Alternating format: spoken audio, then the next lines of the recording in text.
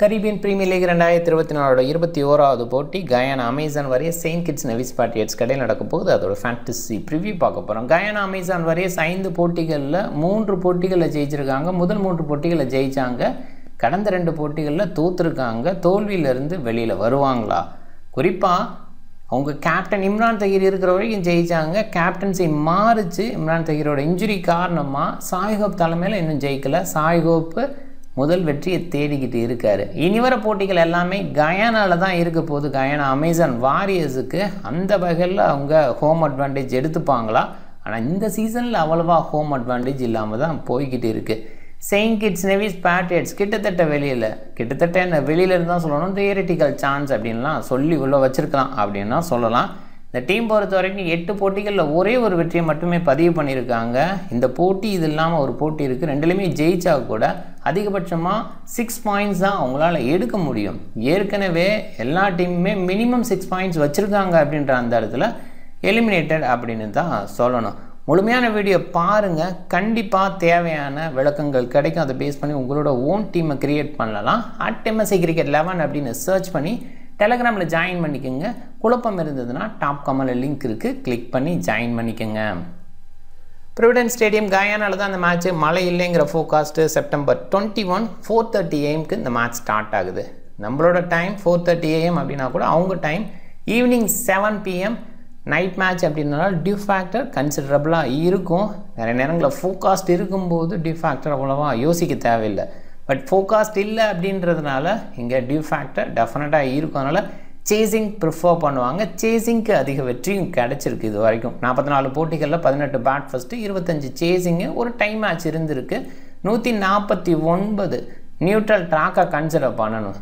நிறைய நேரங்களில் கயானா ஆரம்பத்தில் நல்ல ஸ்கோர்ஸ்க்கு கொடுக்கும், லேட்டர் பேஸில் டவுன் ஆகும், ஸ்பின்னர்ஸுக்கு எடுக்கும். இந்த சீசன் முழுமையாகவே ஃப்ளாட்டராக இருக்குது ட்ராக்ஸ். அதனால் லேட்டர் பேஸில் கூட கொஞ்சம் ஸ்கோர் வரலாம். பட் ஸ்பின்னர்ஸ் பெட்டர் டாமினேஷன் கொடுத்துட்ருக்காங்க. அதை கொஞ்சம் மைண்ட் பண்ணிக்கோங்க.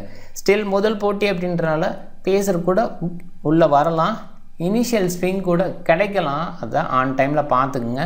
ஒரு வேளை கிராஸ் இருக்கா இல்லை மொட்டையாக இருக்க போகுதா அந்த மாதிரி மட்டும் ஆன் டைமில் கிளாரிட்டி எடுத்துங்க. கிராஸ் இருந்ததுன்னா கொஞ்சம் ஹார்டராக இருக்கும். கயானாவில் தொடர்ந்து மேட்சஸ் இருக்க போகுது. அதனால் கொஞ்சம் கிராஸ் வச்சுருக்கிறதுக்கான வாய்ப்பு இருக்குது. ஏன்னா பிச்சர்ஸ் எல்லாம் உடஞ்சிரும் அப்படின்னு அந்த மைண்ட் செட்டில் இனிஷியலாக கொஞ்சம் கிராஸ் வைப்பாங்க. அதனால் கொஞ்சம் பேசர் உள்ளே வர்றதுக்கான வாய்ப்பாக கூட இந்த மேட்சை யோசிக்கலாம். இன்னொரு பக்கம் ஃபைனல் வரைக்கும் இந்த கிரவுண்டில் மேட்சஸ் நடக்க போகுது. கயானாவே 5 மேட்சஸ் இங்கே விளையாட போகிறாங்க. அதை மைண்ட் பண்ணிக்கோங்க. 150க்கு பிலோவாக 22 டைம்ஸ் வந்திருக்கு. 150 above அப்படின்னு பார்க்கும்போது 170க்குள்ளே 11 டைம்ஸு, 170 above 11 டைம்ஸ் வந்திருக்கு. இந்த 170 above அப்படிங்கிற அந்த ஸ்கோர் எதிர்பார்க்கலாம். ஏர்லியாக விக்கெட்ஸ் விழுந்தால் கூட மிடில் இருக்கிற பேட்டர்ஸ் கொஞ்சம் என்ஜாய் பண்ணி விளையாட முடியும் இந்த ட்ராக்கு. இன்றைக்கி அப்படி ஒரு எதிர்பார்ப்பு இருக்குது. ஒரு பக்கம் கயானா, இன்னொரு பக்கம் செயின்ட் கிட்ஸு. 2 டீம் சைடுன்னு பார்க்கும்போது ஸ்டார் பிளேயர்ஸ் இருக்காங்க. செயின்ட் கிட்ஸுக்கான இந்த கேம் அவுட்புட்டு பெட்டராக வரல அப்படி தான் சொல்லணும். கயானா பொறுத்த வரைக்கும் மிடில் ஆர்டர் ரொம்ப ஸ்ட்ராங்காக இருக்காங்க. நல்ல ஃபினிஷர்ஸ் இருக்கிறனால கயானாக்கான அட்வான்டேஜ் அதிகமாக பார்க்குறேன். கயானா அமேசான் வாரியர்ஸ் டாப் ஆர்டரில் டிம் ராபின்சன் டீசன்ட் நியூசிலாந்தை நல்ல ஸ்டார்ட் அப்படின்ற அவரால் கொடுக்க முடியுது. கெவின் சிங்க்லேயர் வச்சு ஓப்பன் பண்ணாங்க. கயானா அமேசான் வாரியர்ஸ் இது வரைக்கும் ஒரு போட்டியில் கூட தொடர்ந்து ஓப்பனர்ஸை பயன்படுத்தலை, மாற்றி தான் பயன்படுத்துகிறாங்க. கெவின் சிங்க்லேயர் இதுக்கு முன்னாடி ஓப்பன் பண்ணியிருக்காரு, பட் வேறு ஓப்பனரோட. இப்போ டிம் ராபின்சனோட ஓப்பன் பண்ணுறார். குர்பாஸ் இதுக்கு முன்னாடி இருந்தார். சைம் ஐபை எதிர்பார்த்து சில மாற்றங்கள் செஞ்சாங்க. குடகேஸ் மோட்டி ஒரு இடத்துல ஓப்பன் பண்ணார். அண்டு ஒரு பாயிண்டில் அஸ்ஸாம் கான் ஓப்பன் பண்ணார். ஸோ இதெல்லாமே பார்த்துக்கிட்டே இருக்கும். டிம் ராபின்சனை ஒரு சைடு ஃபிக்ஸ் பண்ணிக்கலாம். இன்னொரு ஓப்பனர் யார் அப்படின்னு தான் நம்ம பார்க்கணும். கெவின் சிங்க்லேயர் தொடர்ந்தால் அது ஆச்சரியம்தான். சாய்ஹோப்பு இந்த டீமை லீட் பண்ணுறாரு. இம்ரான் தஹீரோட இன்ஜுரி எந்த அளவுக்கு இருக்குது அப்படின்னு பார்க்கணும். பாசிபிளாக ஓகேவாக இருந்தால் அவர் உள்ளே வந்துடுவார், பார்த்துக்கலாம். அண்ட் இப்போதைக்கு டெம்பரரி ரீப்ளேஸ்மெண்ட்டாக நாதன் சவுட்டர் அனௌன்ஸ் பண்ணியிருக்காங்க. ஒரு வேளை இம்ரான் தஹீர் வர மாதிரி இருந்தால் சவுட்டர் வெளியில் அப்படி தான் ரீப்ளேஸ் ஆகும். And Shimron Hetmyer decent batter. இந்த ஃபார்மட்டில் சிபிஎல்லில் நல்லா விளையாடக்கூடிய player. Moeen Ali, Keemo Paul, Shepherd, Pretorius அப்படின்ற மாதிரி சூப்பர் ஆல்ரவுண்டர்ஸ். இன்டர்நேஷ்னல் லெவல்லையும் சரி, அதே நேரத்தில் வெளியில் போய் கிரிக்கெட் விளையாடுற ஃப்ரான்சிஸ் கிரிக்கெட்லேயும் சரி விளையாடக்கூடிய பிளேயர்ஸாக இருக்கனால கண்டிப்பாக இவங்கெல்லாம் நல்ல அவுட்புட்ஸை கொடுக்குறாங்க. இது இந்த டீமுக்கு ஸ்ட்ரென்த்தாகவும் பார்க்கலாம். குடகேஸ் Moti descent bowler, wicket taking அப்படின்ற வகையில் நல்லா பண்ணுறான்னு சொல்லலாம். பட் ஸ்டில் ஆப்போனன்ட்ஸு நிறைய லெஃப்ட் ஹேண்டர்ஸோடு இருக்கிறதுனால மோட்டிக்கான அந்த முழுமையான கோட்டா கிடைக்குமா, எந்த அளவுக்கு பயன்படுத்துவார் அப்படின்னு யோசிக்கணும். ஏன்னா சாய் ஹோப்பை பொறுத்த வரைக்கும் வின்னிங் அப்படின்றத தேடிட்டு இருக்கிறதுனால சில பேசிக்ஸை ஸ்டிக் பண்ண பார்க்குற இடத்துல லெஃப்ட் ஆர்ம் ஆர்த்தடாக்ஸை லெஃப்ட் ஹேண்டர்ஸுக்கு எகென்ஸ்டாக பயன்படுத்த வேணான்னு கூட முடிவு எடுக்கலாம். Shamar Joseph right arm fast decent bowler, ஓரளவுக்கு பவுலிங் ஃபுல்லாக வராரு. ஆரம்பத்தில் நிறைய ரன்ஸ் கொடுத்தாரு, போன மேட்ச் ரன்ஸை கண்ட்ரோல் பண்ணார், அதை பார்க்கலாம். ஆனால் டெஸ்ட் அண்ட் வீசுகிற டெஸ்ட்டில் நல்ல பவுலராக இருந்தார். இந்த ஃபார்மேட்டுக்கு இன்னுமே செட் ஆகலை, சூட் ஆகலைன்னு தான் சொல்லணும். நாதன் சவுட்டை சூப்பர் பவுலர், லெக் பிரேக்கு ஒரு பாயிண்டில் லெக் பிரேக் அப்படின்ற இடத்துல யோசிக்கிற மாதிரி தான் இருக்குது நிறைய லெஃப்ட் ஹேண்டர்ஸ் இருக்கும்போது. பட் கூகுளி வெரைட்டி வச்சுருக்க பவுலர் தான் சவுட்டை, அதனால் அந்த இடத்துல ஓகேன்னு பார்க்கலாம். அண்ட் இந்த மேட்சை பொறுத்த வரைக்கும் கெவின் சிங்க்லேருக்கு கொஞ்சம் பவுலிங் வாய்ப்பு கிடைக்கும். நிறைய லெஃப்ட் ஹேண்டர்ஸ் இருக்கனால சவுட்டர், மோட்டி இவங்கெல்லாம் ஓவர்ஸ் குறைவாக வீசுனா கெவின் சிங்க்லேரோட ஓவர் தான் அதிகமாக எதிர்பார்த்து போகணும். செயின்ட் கிட்ஸ் நேவிஸ் பேட்ரியட்ஸ் சில மாற்றங்கள் செஞ்சால் ஆச்சரியப்படுறதுக்கு இல்லை. இவங்களோட பேக் ஹேண்டு நிறைய மாற்றங்களை சந்திக்குது. Top order Evin Lewis Fletcher, Kyle Mayers, Rossouw இவங்கெல்லாம் தொடர்ந்து இருந்துகிட்ருக்காங்க. இடையில ரூசோ இன்ஜுரி காரணமாக தான் வெளியில் போனார், மற்றபடி அவர் தொடர்ந்து இருந்துக்கிட்டு இருக்காரு. மிக்லி லூயிஸ் உள்ளே வந்ததுக்கப்புறம் ஒரு நல்ல பர்ஃபார்மன்ஸ் கொடுக்கறதுனால அவரையும் உள்ளே வச்சுக்கிறாங்க. ஹசரங்கா ஒரு ஃபோர்ஸ்டு காலாக இருந்தது, ஆரம்பத்தில் அவர் வரலேன்னே சொல்லிட்டாரு.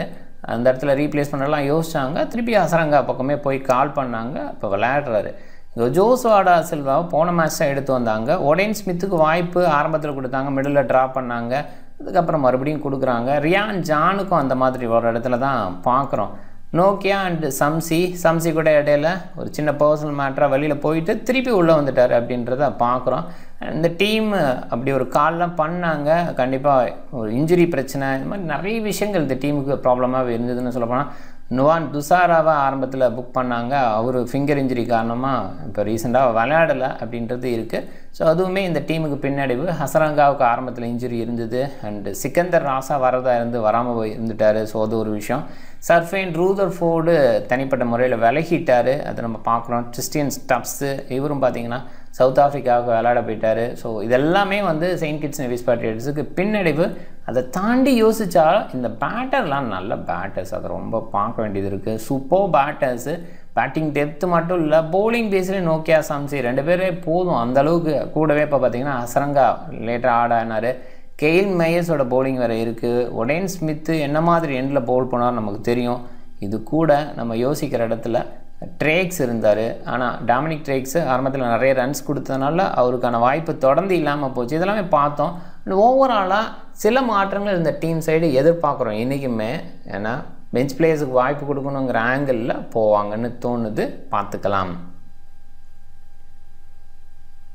கயானா அமேசான் வாரியர்ஸ் இனிஷியலாக டிம் ராபின்சன் ஓப்பன் பண்ணுற இடத்துல யார் பவுல் பண்ணுவா, பேசர் பவுல் பண்ணுவாங்க குறிப்பாக. ஏன்னா ஸ்பின்னர்ஸை வச்சு ஸ்டார்ட் பண்ணுற Saint kids navies Patriots side பெஸ்ட்டாக இல்லை. ஏன்னா சம்சியாக இருக்கட்டும், ஹசரங்காவாக இருக்கட்டும், இவங்கெல்லாம் ஆஃப்டர் பவர் பிளே பெஸ்ட் பவுலர்ஸாக இருந்திருக்காங்க. இன்சைட் பவர் பிளே பெஸ்ட்டாலாம் இல்லை. அந்த வகையில் ரியான் ஜான், நோக்கியா, ஒடேன் ஸ்மித்து இல்லை கெயில் மேயர்ஸ் நியூ பால் வீசுவார், அது நமக்கு தெரியும். கூட நோக்கியா, ரியான் ஜான் இப்படி தான் போவாங்க. சம்சி, ஹசரங்கா லேட்டாக வரதுனால ஒரு நியூசிலாண்டை ஈஸியாக ஹேண்டில் பண்ணி வர பவர் பிளேவை அதை பார்க்கணும். அதனால் பவர் பிளே யூட்டிலைசராக ராபின்சனை எதிர்பார்க்கலாம்.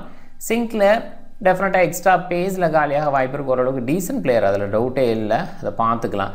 அண்ட் மிடில் பேஸில் ஏற்கனவே சொன்ன மாதிரி மிடில் ஆர்டர் ரொம்பவே ஸ்ட்ராங்காக இருக்குது, எக்ஸ்பீரியன்ஸ் பேஸில் ஃபில் ஆகிருக்கு அப்படின்னு சொல்லலாம். சாய் ஹோப்லேருந்து ஆரம்பித்து பிரெட்டோரியஸ் வரைக்கும் அது இந்த டீமுக்கு பெரிய பலன்னே சொல்லலாம். நிறைய ஆல்ரவுண்டர்ஸ் இருக்குது, இன்னுமே அடிஷ்னலாக ஒரு குஷன் கொடுக்குற ஒரு விஷயமா பார்க்குறேன்.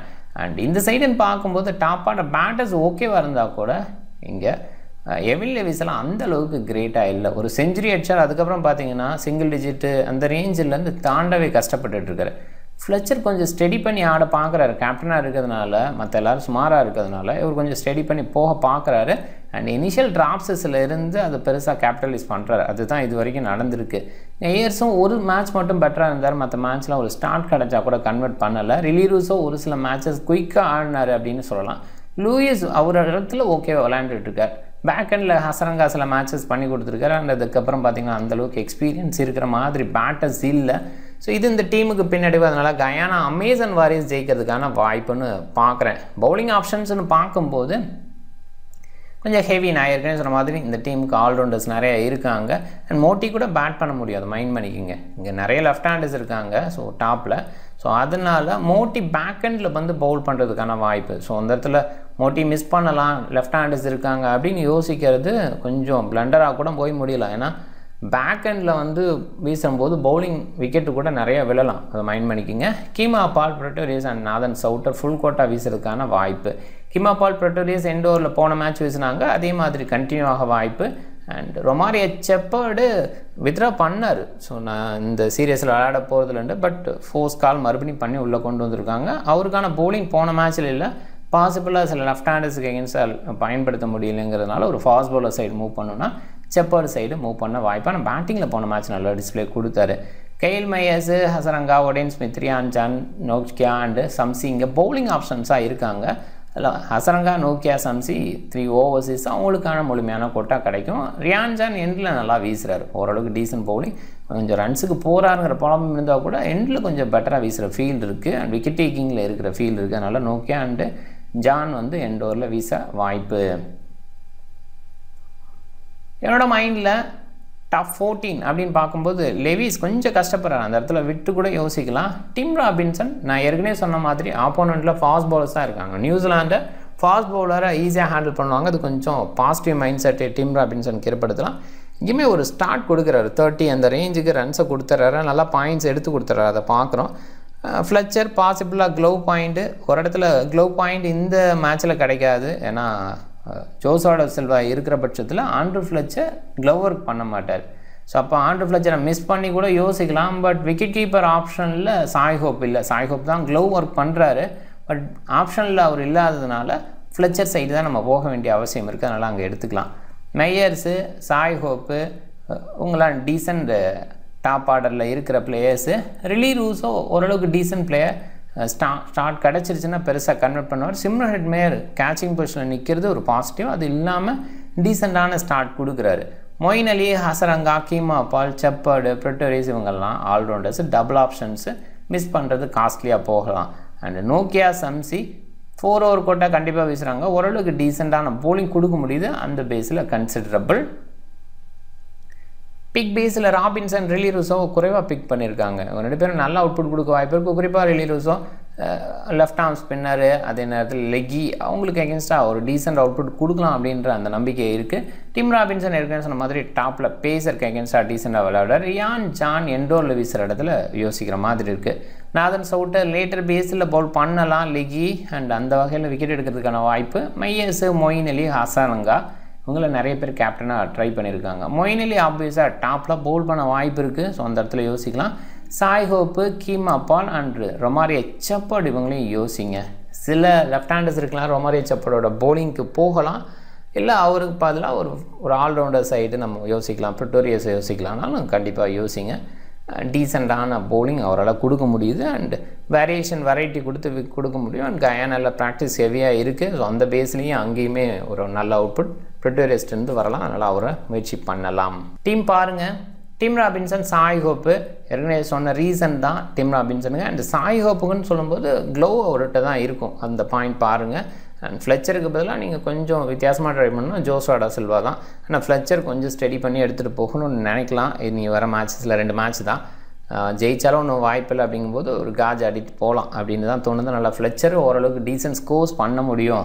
மொயின் அலி கேப்டனாக ட்ரை பண்ணியிருக்கேன், பெரிய இன்னிங்ஸ் ரீசெண்டாக விளையாடுறாரா அப்படின்னா அது இல்லை தான். இருந்தாலும் சில லெஃப்ட் ஹேண்டர்ஸ் எகென்ஸ்டாக பவுல் பண்ணும்போது விக்கெட் எடுக்கலாம் அப்படிங்கிற அந்த பாயிண்டில் கேப்டனாக ட்ரை பண்ணியிருக்கேன். Hasaranga captain, Moeen Ali vice captain அப்படின்னு ரிவர்ஸ் பண்ணுறதுனால ரிவர்ஸ் பண்ணுங்கள். And Pretorius, Keemo Paul and Shepherd அப்படின்னு பார்க்கும்போது செப்பர்ட் பவுல் பண்ணுற இடத்துல டவுட் இருக்குது. கீமா பால் பவுல் பண்ணுறாரு, பட் கான்ஃபிடெண்ட்டாக அந்த 4 ஓவர் கோட்டா கொடுப்பாங்களாங்கிற இடத்துல டவுட் இருக்குது. பட் பிரட்டோரியஸுக்கு 4 ஓவர் கோட்டா கொடுக்குறாங்க, ஆனால் பேட்டிங் பேஸில் கீமா பால், செப்பர்ட் இவங்களுக்கு அப்புறம் தான் வர ரொம்ப லேட்டாக வரதுனால அந்த பாயிண்ட் நமக்கு கிடைக்காது. ஸோ அதனால் இவங்க 2 பேரும் டீசென்ட் சாய்ஸாக ஓவராலாக யோசிக்கும் போது பெட்டர். அண்ட் மையர்ஸை யோசிக்கலாம், பட் மையர்ஸ் ஒரு பாயிண்ட் யோசிக்கும் போது ஸ்கோர்ஸ் பண்ணுறாரா கன்சிஸ்டண்ட்டாக ரீசெண்டாக அப்படின்னா பவுலிங் பேஸில் கன்சிடர் பண்ணுறாங்க. பவர் பிளேயில் அங்கேயும் விக்கெட் எடுப்பாரா கான்ஃபிடெண்ட்டாக அப்படின்ற இடத்துல நம்மளால் சொல்ல முடியல. பட் அதே தொடர்ந்து போகும்போது பேட்டிங் பேஸில் பெட்டர் அவுட்புட் கொடுத்தா கூட ஒரு கான்ஃபிடெண்ட்டாக போகலாம். அது கொஞ்சம் குறைவாக இருக்குது, இருந்தால் கூட நிறைய பேர் ட்ரை பண்ணுற ஒரு ஒன் ஆஃப் த கேப்டனாக கேல் மேரிஸ் இருக்கார். பிளேயராக எடுத்துங்க, கேப்டன் வைஸ் கேப்டன் ரேஞ்சு கொஞ்சம் ரிஸ்க் இருக்குது. அண்டு சம்சி அண்ட் நோக்கியா நல்ல பவுலிங் கொடுத்துட்ருக்காங்க.